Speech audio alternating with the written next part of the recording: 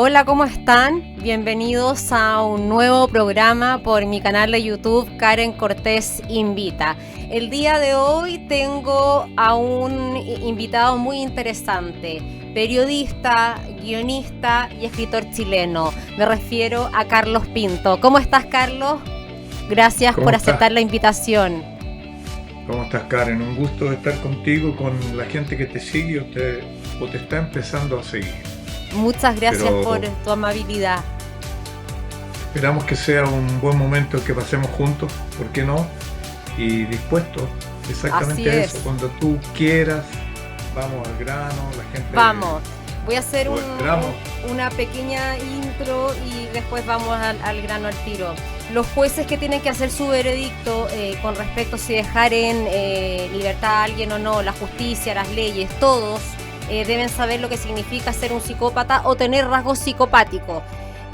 Los psicópatas no son terapiables, en el fondo no tienen posibilidad de cambio, no sienten culpa, tienen bajo nivel de empatía, conducta exagerada, desagradable y también a veces bajo el consumo del alcohol, otras no, incapacidad para seguir cualquier plan de vida, ausencia de remordimiento y muchas más. Esto no lo estoy inventando yo ni me la estoy dando de psicóloga. Esto me asesoré por una terapeuta, por supuesto, y lo leí de la revista digital de medicina psicosomática y psicoterapia.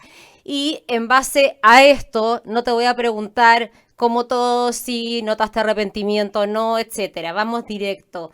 ¿Qué sentiste tú cuando entrevistaste a Hugo Bustamante? Bueno, lo que siento siempre, porque cuando yo conozco a los reos, nunca sé lo que me van a contestar. Siento primero una gracia de poder entrevistarme con ellos en su hábitat, que es muy importante para mí, en su hábitat, vale decir, en su celda, nunca en una oficina de algún jefe o director de gendarmería, porque eso le resta espontaneidad, se sienten de visita y no de locales. La idea es que estén en su hábitat. Entonces siempre estoy muy contento cuando comenzamos la entrevista porque comienza un hecho que es irreversible y que va a terminar en eso, en una entrevista que uno esperaba que te dieran. Generalmente tú no lo sabrás, pero el sí de una entrevista y el no de una entrevista previa a ella es muy relativo. Muchas veces yo he tenido un sí con papeles firmados y cuando hemos llegado al lugar de los hechos, al recinto penal, ellos desisten. Y desisten porque lo han pensado mejor, porque lo han conversado con la almohada, pero fundamentalmente luego de las visitas, ellos conversan con sus familiares y son los primeros en oponerse, porque se van a ver expuestos en alguna medida y la recomendación de ellos, que son los que lo van a visitar, los que le llevan comida, son su nexo con el exterior, entonces ellos temen ir contra sus designios. Y cuando yo llego, entonces ya han tomado la decisión terceras personas que yo ni siquiera conocí. Ahora, eso no pasa mucho, pero pasaba. Ellos, pero pasaba. Al punto que cada vez que nosotros ya concretábamos una entrevista, lo primero que preguntábamos era cuándo habían visitas para poder grabar antes las visitas, ¿no? Ah, ok, ya. Había que hacerlo para protegernos. Ahora, cuando te enteraste, Carlos, que él quedó libre, o cuando te enteraste del caso Ámbar y que tenía que ver Hugo Bustamante, ¿qué se te pasó por la cabeza? Mira, lo primero que hice por convicción profesional, diría yo, es revisar la entrevista, ver el caso y poner agudo interés en lo que él me respondió.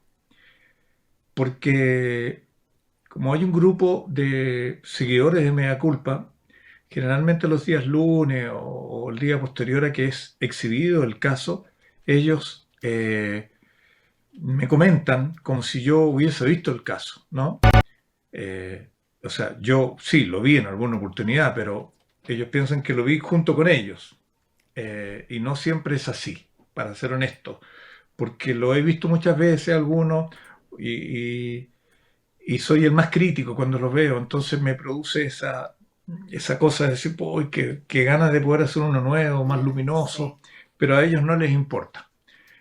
A mí sí me importa, por eso que a veces soy renuente a verlos, no porque no me gusten, es por eso, porque está el paso de los años. Para ellos el paso de los años ha sido distinto, ¿no? Entonces, ya te digo, pero tu pregunta apuntaba a algo que me fui en toda esta dinámica. Cuando te Me preguntaba, enteraste que lo dejaron libre, lo primero que ah, hiciste claro, es fue revisar. revisar. Y cuando me encuentro con la entrevista, ¿Mm? que yo muestro un pasaje de nuestro encuentro previo a esa entrevista, cuando lo saludo, viene con un Sí. gendarme, esa imagen la volví a impregnar en mi memoria, a activarla, tal cual. Ahí conversamos un par de cosas rumbo al lugar que nos habían asignado, eh, y, y entonces el recuerdo se me hizo más patente y me acordé inmediatamente que él tenía algo en el ojo, así como una mirada, nada. Y, y bueno, la primera sorpresa, lo he dicho siempre, es que él haya aceptado sin ninguna prerrogativa y fue un sí inmediato cuando le preguntamos si quisiera estar con nosotros y darnos la entrevista. Ok, lo primero que hice, decía, es revisar el material que yo había hecho, que era lo que tenía más a mano, y la entrevista de Hugo Bustamante, donde evidentemente tuve muchos, pero muchos recuerdos de lo que había hecho en ese momento. Yo recordaba su rostro, tal cual, lo que ya era un mérito, porque yo he entrevistado a más de 180 reos y uno va borrando algunos rostros, se acuerda de las historias probablemente, y el de él sí me acordaba, por alguna razón. Y, y la impresión que tuve fue desastrosa porque cuando yo me impongo que él estaba siendo uno de los supuestos involucrados en el caso de Ámbar, ¿no? Sospechosos, ¿Mm? yo lo único que dije es que no me queda la menor duda que él tiene que ver en esto, porque esta radiografía que aparece a través de mi entrevista, seguramente lo mismo que estoy opinando ahora, lo opiné en aquel momento. Yo dije, esta persona tiene que estar metida, o sea, ¿cómo está en libertad? Dije. Eso. ¿Se te pasó Eh, alguna vez por la cabeza que cómo estaba en libertad? Mira, él tuvo 27 años, 12 por la mamá, 15 por el hijo, que el sistema penal chileno es acumulativo, ¿Mm? por lo tanto tiene 27 años. Y tres oportunidades.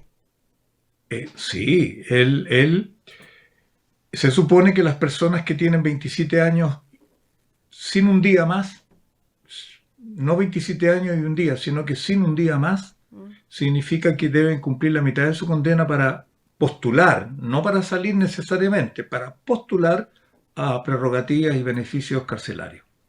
Vale decir, a los 13 años y medio él debería haber levantado la mano con algún grado de propiedad, pero para eso el informe de gendarmería y una cantidad de requisitos eran menester, como por ejemplo, y aquí él fue muy listo, como por ejemplo estudiar, y yo comprobé ahora que él logró estudiar y terminar, no sé cómo, el cuarto medio, asistiendo a clases, demostrando interés en las labores que ofrece gendarmería, teniendo un plan laboral a la salida de, si es que saliera en libertad, teniendo un grupo de acogida familiar cuando saliera en libertad también, que no saliera a la calle, ¿no? ¿Mm? Y esas cosas él prácticamente no las tenía. Y entonces, como no es vinculante, lo he dicho varias veces, el proceso, el informe de gendarmería, como no es vinculante, nos encontramos ¿Mm? que el individuo, que quienes tomaron la decisión, soslayaron esos argumentos, que hoy día no entiendo por qué lo hacen, o para qué lo piden si luego lo van a ignorar, ¿no?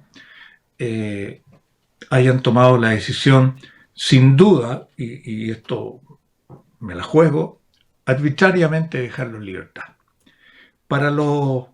Entiendo que para estas salidas masivas existe un nuevo petitorio que es tener a lo menos 10 años eh, preso, ¿Mm? privado de libertad para postular. él ya los tenía 11, ¿no? Sí. Y para que calzara con la medianidad del 50%, él se acogió a un beneficio que se lo dieron de bajarle la pena de 27 a 20, más o menos, para que le diera 10 años. Mira lo que estoy contando. O sea, en el fondo se acomodó para que la legalidad lo acompañara a esta decisión. Claro. Esa es la... Y entonces sale y hoy día la jueza, quien haya determinado o comandado este grupo, se respalda en que se hizo dentro de la legalidad. Y es probable que eso yo no lo pueda discutir, ni tú tampoco, ni nadie de lo que nos está viendo ahora. No obstante, Pero no es sí un del problema tipo de legal, reo que estamos hablando. claro, pero no es un problema legal, Karen. El problema es básicamente que esa legalidad, ¿no?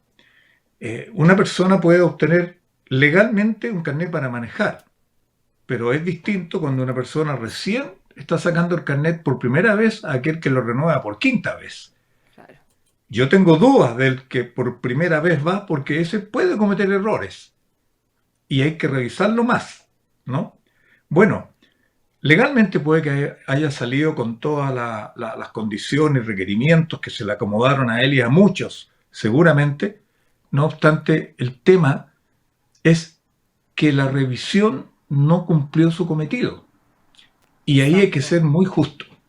Una cosa es que pueda hacerlo y otra es que lo haga mal, que no sea recomendable que él esté. Y en este caso todo indicaba que él debía continuar preso y por qué no haber continuado con su estado de prisionero hasta que se cumpliera a lo menos el 50%, porque reitero, ya que mencioné 27 años y un día, cuando se le agrega un día a una condena, el significado es que en vez de levantar la mano a la mitad de su condena, es a los 2/3. Vale decir, él recién a los 18 años podría haber postulado. Y postular no significa aceptar, No, significa claro. postular. Puede ser sí o Entonces, no. claro, no, mira, esto Ahora, deja un... Sí, Carlos, dime te nomás. quería preguntar que ya sabemos los detalles de su crimen anterior a Ámbar, que se ha hablado durante varios días, me refiero a su expareja, al hijo de ella, ¿cierto? Y algo que a ti mucho te llamó la atención, que te escuché en distintas entrevistas en la semana, fue cuando en el fondo tú le preguntas, no sé si te arrepentiste o cuál fue tu error, pero él te dice, me equivoqué en dejar, lo noté textual, me equivoqué en dejar un hoyo en el tambor para copiar el agua donde metí los cuerpos. Y después dice que lo tuvo 3 días. Ese fue otro error porque empezó a salir olor. Y después también otro error que cometió, o si no hubiese sido un crimen perfecto, es que el hoyo lo hizo muy chico para enterrarlos. Claro, Ahí cuando te responde eso, dime por favor. no, eso ya habla exactamente de que es la señal más clara de que él no tiene ningún grado de empatía. No está hablando de seres humanos, está hablando de su error con un objeto, ¿no? No con la humanidad de una persona. Yo esperaba que dijera, lamento tanto haber dado muerte a una persona que yo quiero, aunque él no tiene capacidad para querer. O lamento mucho haber dado muerte a un menor de edad que es inocente a todas luces y que pudo haberlo evitado. Él no habla de esas cosas. Y fíjate que una de las primeras cosas que me dijo la PDI en forma exclusiva cuando se encontró con, con los coolers, 3 coolers que estaban enterrados en el living, yo digo, de verdad, es que él habría repetido calcadamente la misma impronta de ese doble homicidio. Y digamos en forma corregida, Claro. porque él y mira, yo lo he repetido y cada vez que lo repito me convenzo más que esto es terrible, porque yo me atreví a decir que esto podría ser inducido, premeditado, ¿no? Porque ya hay una diferencia cuando alguien tiene la ira como a flor de piel y se enoja y lanza un vaso, una botella y le quita la vida a alguien. No es menos grave, pero podría uno entender que allí no hubo una intención, sino que fue víctima de su propio carácter. a tener que pensar tempranamente que esto fue premeditado, como que le cambia toda la perspectiva al caso de Ámbar, porque esto es como una persona que va a ponerse la soga al cuello sin saber a la casa de ellos, citado a una hora temprana, ¿no?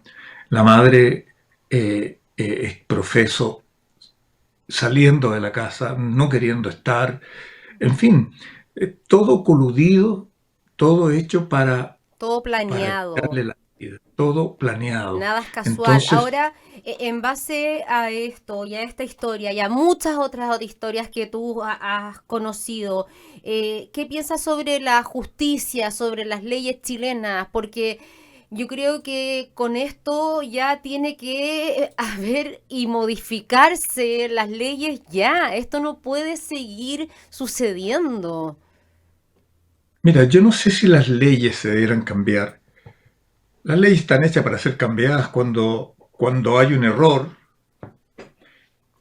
flagrante, deben ser cambiadas. Yo creo que aquí hay interpretaciones de las leyes que están mal hechas, porque yo soy muy proclive a que la gente, como en los países adelantados, pueda ir desocupando las cárceles en forma masiva. Yo pienso que eso es sano, que eso es una oportunidad para la rehabilitación o aquellos que se rehabilitan tempranamente. Muchos de los delitos eh, afectivos, ¿no? Cuando en una pareja hay alguien que se atreve a matar al otro, son delitos muy especiales, son considerados delitos que tienen nombre y apellido, cuando está de por medio el celo, ¿no? Los celos, digo. Entonces, son delitos donde las personas que están encarceladas antes de los 5 días ya están total y absolutamente arrepentidos. Total y absolutamente arrepentidos porque te reitero, ellos dieron muerte por celos a una persona con nombre y apellido que es su esposa, o al amante, si tú quieres. Pero luego que lo hacen, ellos recapacitan y se arrepienten seria y profundamente. Entonces, en Estados Unidos, esos delitos generalmente son dejados en libertad a los 2 años porque ellos más bien se pueden contaminar porque están rehabilitados y nunca más lo van a hacer. Es muy difícil que lo hagan, porque ellos no son asesinos, ellos fueron celosos, y eso se aprende rápidamente, ¿no? Ellos no van a volver por celo a cometer el mismo cuento. Sí. De modo que estos otros delitos que cometió Hugo Bustamante son delitos que no cabe la menor duda, y el primer problema, mira, Y quizás no muchos es tanto que otros, lo no hayan dejado, solamente Bustamante, claro, Carlos. muchos, pero mira, el primer problema que hubo en este caso que los hubo y que hay que investigarlo, ¿Mm? no es tanto el que lo hayan dejado en libertad, sino que le hayan calificado el primer doble homicidio como un homicidio simple. Ese es un detalle no menor. Un homicidio simple, es decir, que tiene toda esta prerrogativa. Como un homicidio simple, esta persona la podemos soltar antes, porque si es calificado, tiene que tener como 3/5 de su condena en la cárcel sí o sí. ¿No? Ya, y la Ellos no pueden persona que pedir. decide eso, ¿quién la Ese es el fiscaliza? juez. El juez, ya. ¿Qué pasa con ese juez al momento de decidir eso? ¿Porque alguien fiscaliza la decisión de ese juez? No, ¿O ahí no. quedamos como con el típico término, bueno, a juicio de, él podrá ver dentro de, aparte de las leyes, depende del juez, el sentido común, Bueno, pero el resulta que tu juez es, sentido común es distinto al mío? claro, bueno, el juez es el último eslabón de una condena y por lo tanto ahí termina, es responsable y generalmente un juez tiene todos los elementos para juzgar en forma equilibrada. Eh, Están puestas todas las fichas en su ecuanimidad frente a esa decisión. Yo creo que los jueces no necesariamente actúan intencionadamente, podrían cometer errores. Yo creo que es parte de su cargo. Además, los jueces siempre tienen la idea de que la gente puede rehabilitarse. a veces no tienen todos los Sí, antecedentes. pero es importante que Eh, sepan que un psicópata. Ahora, Carlos, ya sabemos más o menos qué piensas de las leyes y todo eso. Quiero ir a otro punto. Un pueblo que no confía en sus instituciones, que es lo que vemos, que lleva a un país a la confusión, obviamente, al miedo, el estallido social que tuvimos, y estos casos y los indicadores de salud mental que tenemos, cuando hay muchos jóvenes que se están suicidando, adultos con depresión.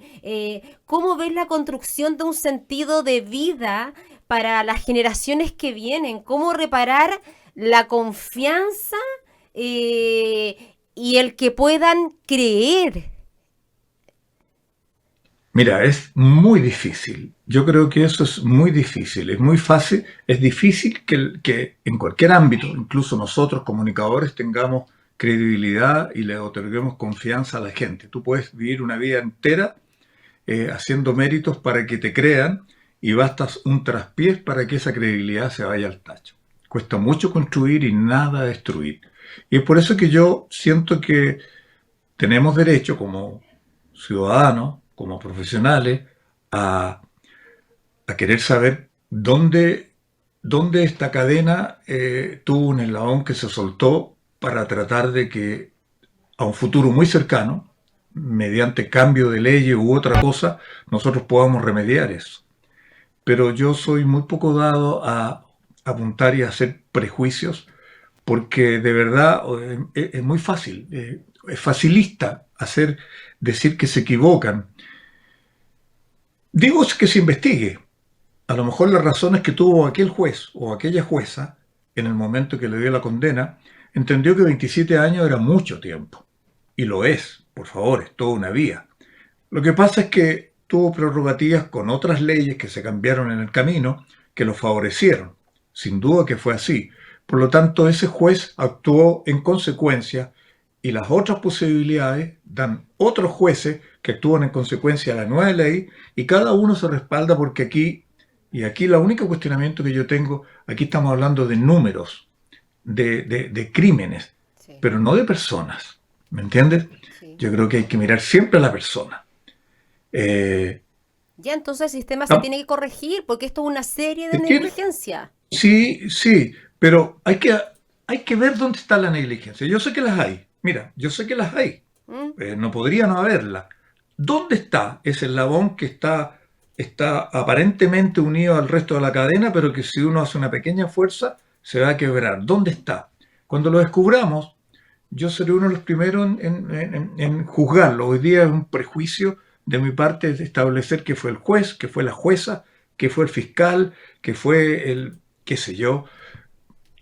Creo que del mismo modo que estamos construyendo una nueva forma de entender las cosas, tenemos que dar tiempo a que quienes estuvieron en esta cadena expliquen el por qué determinaron lo que determinaron. Y puede que en el contexto nos parezca que está adecuado, porque lo primero que dijo la jueza de Valparaíso cuando le dio la libertad, dijo, está todo dentro de la legalidad. Yo digo, bueno, puede que esté dentro de la legalidad, pero eso no significa que esté bien, ¿no? Sí, claro. O sea, alguien puede decir que en toque de queda uno puede usar un arma, pero no significa que la puede usar para matar a una persona, por ejemplo. Exacto. Ahora, Carlos, que Bueno, nos quedan pocos minutos, si no después tú me vas no a te voy a decir que me echar, no te pasé, voy ¿eh? a echar. Mira, Ay, sé sí, que eres tan yo lindo. me he alargado, no, pero te digo, yo me he alargado un Ya. poquito más de la cuenta explicándote estas Yo no cosas, tengo problema, así que pero es que ha sido alarguémonos tan un poquito más, amoroso. alarguémonos un poquito más para que puedas editar bien todo esto, ¿vale? Ya, mira, yo te quería preguntar también, ¿cómo te cuidas tú emocionalmente después de saber, de salir de entrevistar a todos los casos que has entrevistado? Tú mismo dijiste, ¿cuántos años? Más de 100 entrevistados que todos tienen estas características porque tienen un patrón en común. Entonces, ¿cómo lo haces para que, así como poner una pared? Mira, no me fue fácil en un principio, porque evidentemente toda la información que uno maneja y en el mundo que se maneja es probable que haya mucha toxicidad, es algo muy tóxico lo que uno está asumiendo. Eh, y, y no se da cuenta cuánto te puede perjudicar hasta que el tiempo te empieza a hacer malas jugadas. En mi caso, yo tuve sueños muy poco agradables durante un tiempo, pesadillas con muchas cosas, porque no supe administrar qué hacer con esa información. Cómo Yo era, canalizarla. más que nada, cómo sacarla, Ok. cómo entender, como siempre pongo la analogía con un médico que opera a corazón abierto o una operación muy cruenta. Mm. Yo veo que el médico termina, se lava las manos y va al casino a comer y no le pasa nada. Y yo después que grabé una operación de esas estuve 3 días sin comer porque esa imagen la tenía, entonces no tenía ganas de comer. Exacto. Hasta que uno descubre, claro, el tipo es profesional, lo que hace su pega como médico y después es persona. Entonces, cuando yo tenía esta historia, llegaba a contarla y luego la alimentaba y al día siguiente volvía, porque durante el proceso de grabación de Mea Culpa, yo tenía mi oficina prácticamente en las cárceles. Todos los días o toda la semana visitaba una cárcel distinta con un nuevo reo. Era una imagen permanente que tenía permanente y latente allí para, para hacer mi trabajo.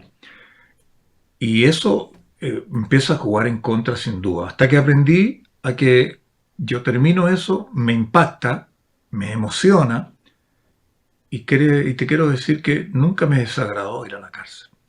Siempre es muy atractivo estar viendo estos mundos, primero porque soy una persona única, no todos entran a la cárcel. No, yo por No donde yo ejemplo me daría miedo, pero a ti no, a ti te gusta.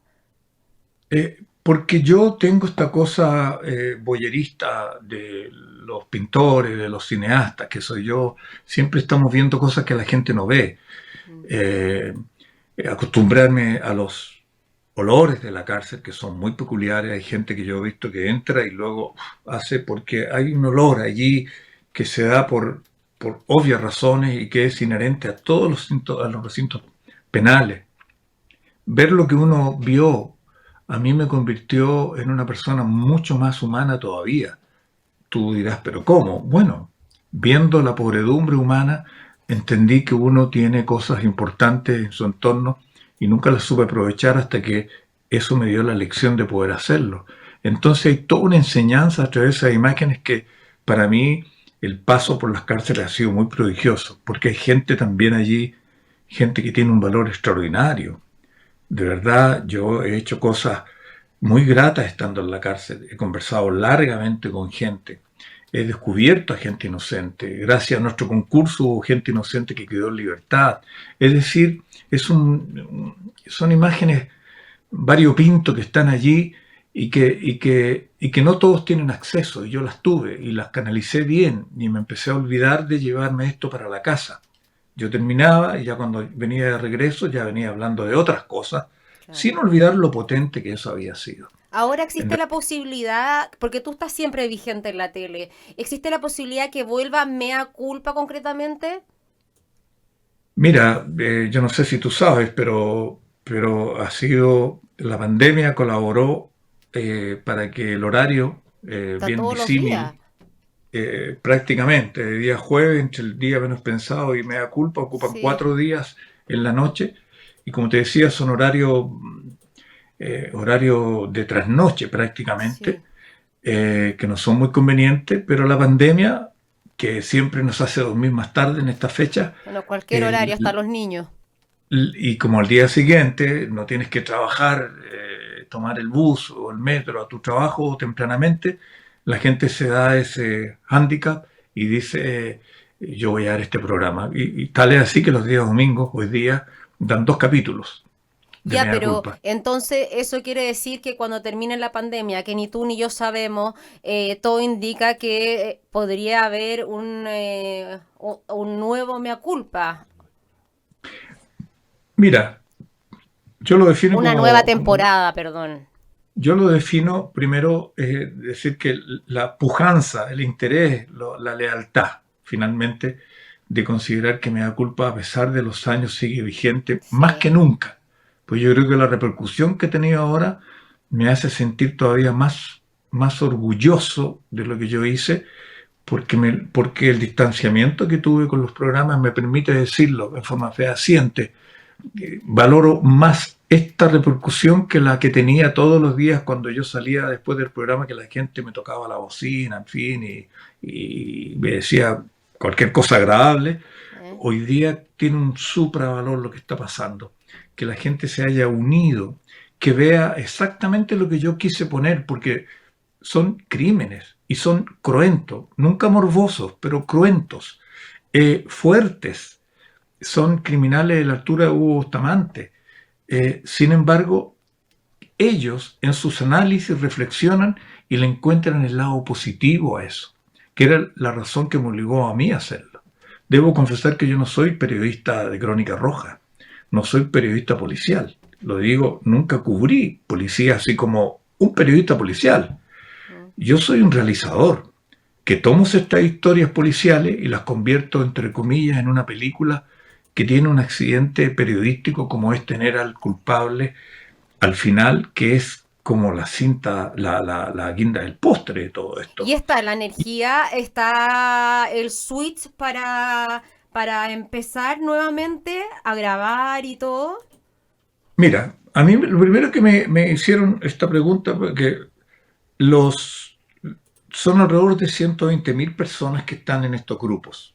120.000 personas. O sea, siendo rigurosos, son 3 puntos de rating. Seguro que tiene un programa al encender la tele, que es Claro. mucho hoy día. Entonces me preguntaron si yo quisiera volver con el programa, si ellos me lo pedían. Les dije tempranamente que yo siempre estaré dispuesto, pero esta es una mesa de 2 patas donde yo puedo decir que sí y la otra pata para que la mesa esté bien paradita, Mm. requiere de que el canal o un canal, digo el canal TVN, que por añadidura es el canal de privilegio para hacer media culpa, u otro, pueda entender que también le hace sentido. Sí, claro. Ahora, yo no puedo decir que es una estupidez, que no pongan eco. Ahí yo no puedo. Yo no conozco a los actuales ejecutivos del canal. Nunca he hablado con ellos. Pero es una Nunca. No. posibilidad que existe Es y que, que la gente quiere y lo pide. Ahora, Carlos, yo también sé acerca de tu novela El silencio de los malditos, que fue uno de los más vendidos. ¿Has pensado en otra novela? ya la terminé y se llama El Jardín de los Inocentes, que es Ya. una novela, al igual que El Silencio de los Malditos, inspirada en un hecho real, que le da una característica muy especial porque no es necesariamente la velocidad de mi imaginación expuesta a la literatura, sino más bien el cordón umbilical, digo yo, el meollo de la estructura criminal está sacada de una historia real. Y eso es muy potente porque cuando yo no hago esa advertencia, va a quedar todo a mi mera imaginación. Entonces a alguien no le va a dar el peso, ¿no? Sí. A lo que estoy diciendo porque va a decir, oye, qué imaginativo soy yo. Pero cuando tú dices, esto sucedió en verdad, uno dice, wow, ¿no? Tantas veces ha dicho que a veces la realidad supera la imaginación. Yo me he quedado con estos acentos de asirme de una historia real para construir una novela. ¿Y por qué una novela? Porque yo evito poner los nombres verdaderos. No quiero estigmatizar a ninguno de ellos para bien o para mal. Digo que es verdadero, Esta es digo la que es historia del comprobable. Teatro Caupolicán. Ah, no, es que esa del Terro Copolicán es del día menos pensado. Ah, ya que ya uno se confunde, Eh, pero dale con tu novela, no, disculpa. no, pero está bien. Y esta novela ya está, ya la terminé, la ¿Ya? pandemia me permitió cerrarla. ¿Ya? Debo enviarla pronto a la editorial. ¿Mm? No quiero que aparezca en pandemia porque se pierde el impacto del lanzamiento, prefiero obvio. que se limpie un poquito, por eso me he retrasado, pero ya está terminada y hay mucha gente que leyó El silencio de los malditos que la Sí, verdad he tenido, pero nunca una mala crítica, nunca, pero ni una que diga eso es una basura, al contrario, y es por eso que mi ego lo dejo salir un poco del bozal, porque es lo que me alienta a seguir construyendo cosas de las que yo hago en distintos ámbitos de las comunicaciones, tanto como la novela, tanto con mis programas, ¿y como una salir ahora película? afuera. Sí, por cierto, y ¿Está estoy dentro de hoy los día planes? muy, pero demasiado. Ya cuando la comience te avisaré, de Más te verdad. vale. Fíjate, escribiendo ahora un contrato que hice para hacer guiones para Estados Unidos y México Mira, y me pegué un salto sin querer porque le gustó mi trabajo y estoy ya con un pie ahí, que es otra faceta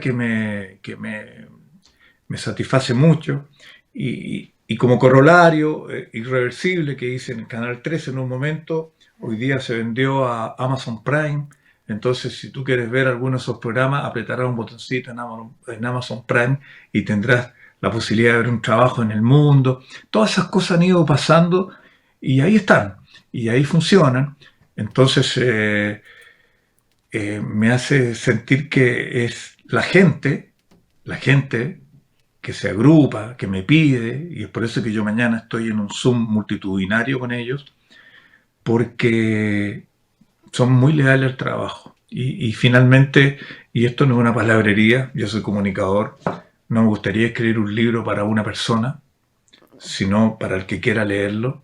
Y cuando el libro se convirtió en bestseller, dije, esto tiene sentido hacerlo. Hay gente que te escucha, hay gente que quiere y hay gente que diría, a lo mejor el segundo libro va a tener tanta o más repercusión que el primero. Ojalá sea así. qué maravilla poder cubrir todas las áreas. Eso es una fortuna. Bueno, y es a tu trabajo también, a tu esfuerzo, a años de pega. Sí, sí, y además son áreas primas, Karen, no es que me ponga a construir casas o a fabricar pelotas. En el fondo es un área muy prima, uno está metido en un ámbito creativo. Yo soy, por sobre todo, un realizador cinematográfico. ¿Y el Por ego sobre cómo lo todo. haces con el ego? Mira, cuando yo cubría las noticias en Chilevisión, cuando me inicié, me pidieron un autógrafo y yo estaba encantado, no sabía qué poner, ¿Qué es esto? pero encantado y recuerdo haber llegado a mi casa y decir, firmé un autógrafo, me reconocieron y con el pecho henchido, ¿no? Pletórico de alegría, yo contento porque había firmado un autógrafo, me habían reconocido trabajando en las noticias. Eh, bueno, menos mal que la cordura te pone en tu centro y uno dice, ok, yo tengo ego, como lo tienes tú, pero yo lo he administrado, lo he domesticado. Si no te eh, destruye. Claro, empiezo a entender que soy distinto al mundo. Mm, Y, sí, soy distinto de otras maneras, pero no ando a medio metro de altura de la Tierra, como muchos, y la forma de tener amigos, de relacionarme con la gente es siempre la misma, eh, con clubes, sin clubes, con buenos contratos, sin contratos, donde esté, no hay nada que me haya hecho cambiar a partir de allí. Más allá que te diga, me gusta que la gente haga eso, me gusta que muestre su cariño por mi trabajo, no sé qué más decir. Una pregunta que me hicieron en una entrevista hace muy poco era, ¿qué siento yo con todo esto? Como tú intentaste decírmelo también. sí. Yo solo te digo, esto me supera. No, pues tengo análisis del por qué sucede. Simplemente digo, sucede y en este momento me favorece. Gracias. El por qué no sé si tenga por lo pronto los elementos para llegar a esa conclusión, que muy poco me importa. Es y lo agradezco. Es por eso que mañana vamos a reunirnos con ellos y después con otros de los grupos grandes y entender que hay gente que respeta tanto lo que tú haces. Yo tuve la oportunidad de hablar con una psiquiatra que fue una panelista en uno de los casos cuando Mea Culpa tenía profesionales que hablaban sobre la materia, que me enseñó un poco eso de la domesticación del ego y entender el valor que tiene darse cuenta que todo lo tenemos y cómo lo administramos, pero cuando lo soltamos es un caballo desbocado, ¿no? Y nos hace parecer que el mundo, que somos el ombligo del mundo. Y ahí está el error, creo yo. Entonces, para mí, esta variable de haber canalizado mi trabajo en distintas áreas y lo seguiré haciendo, ya luego me quedaré con un par de ellas nada más, ¿no? Me Ya, pero interesa a ahora mí. entrar al cine ya es como, yo creo yo, una felicidad máxima, ¿o no? Mira, cuando yo te digo que yo soy fundamentalmente cineasta es porque a eso me voy a dedicar el resto de vida que tengo por delante, que mi vida que me queda por delante, eh, a, a hacer cine. Yo ya estoy involucrado en el guión, Ya. formando un equipo y esperando ir cerrando algunas puertitas que he abierto Mm. para poder hacerlo en forma tranquila. Y me quiero quedar con eso, me quiero quedar con la escritura, con la literatura, y con eso, como dice el tango, ya tengo bastante. No la tele. Es que ya he hecho mucha televisión Sí. y mira, si hoy día tuviera que hacerme la culpa, creo que lo haría con más dosificación, pero voy a poner acento en las dos cosas que te dije, básicamente. Son mis deudas conmigo, ¿no? Sí. Y que espero que después sean con el público. Ese es ese es mi devenir, diría a mediano plazo, no a largo plazo, casi, casi ya, Ya, casi ya, ya. ok. Ahora, Carlos, para ir finalizando, tengo entendido que tienes mucha cercanía con el jazz, que te gusta mucho Frank Sinatra. ¿Por qué esa cercanía con el jazz? Es que el jazz tiene esa cosa de la instantaneidad creativa, donde La uno se sube a un improvisación. tren, claro, uno se sube a un tren en alguna estación y se sube con su instrumento, yo no toco instrumento, pero es una analogía, y hay gente tocando y yo me metí en la mitad, ¿no? Eh, entonces me gusta todo el jazz porque es una porque fluye como música, siempre está fluyendo, siempre está fluyendo en términos de melodía, en términos de instrumento. No, lo hay un maravilloso. Tiene que ver con eso exactamente. Yo creo que la vida fluye y se va conformando. Nunca es cerrada, siempre está fluyendo. La vida no es, sino es un estar siendo siempre. Y el jazz es eso.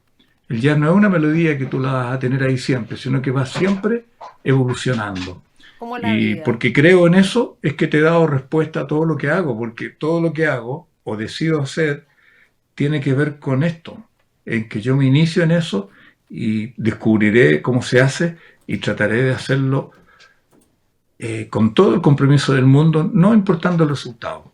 Ahora que los resultados que yo he hecho han sido beneficiosos, fantástico, en buena hora, ¿no? Ya, y la En serie buena que hora. viste ahora, a ti no te gusta mucho ver series y eso, pero aquí en la pandemia tengo entendido que viste una y que te gustó harto. ¿Cuál fue y por qué? Veo varias, pero me gustan unas simples. Vi una, mi amigo brillante, una italiana, que me gustó bastante, ¿Ya? me tuvo muy cautivado, es de pocos capítulos, y también este Poco Ortodoxo, que también me encantó. Ah, también la vi. Qué Eh, fuerte. es una, es una serie cortita, tremendamente interesante, una suerte de documental, creo que Mm. me gustó mucho también. Eh, Vis a Vis Mira, también la viste. Vis a vis, vis a vis, creo haber visto algunos capítulos. Ya. Eh, a ver cuál estábamos viendo ahora, pero sí me gustan, pero veo más películas porque me pasa con las teleseries, con las series que si no las veo en 2 días ya después como que se me van acumulando, porque Ah, sí. si hay una mejor me cambio a esa y al final no las termino nunca de ver. ¿no? En cambio, las películas sí o sí terminan, ¿Ya qué película terminan. recomienda? Una, Mira, sí. ahora, oye, en Netflix vi esta película, ¿cómo es que se llama la que vi ayer anoche? Eh, la de, la de este chico enfermo. Maravilloso. Wonder. Wonder, sí. Una película que salió hace rato, pero que ¿Ya? está en Netflix. Y me pareció una película muy interesante, muy emotiva.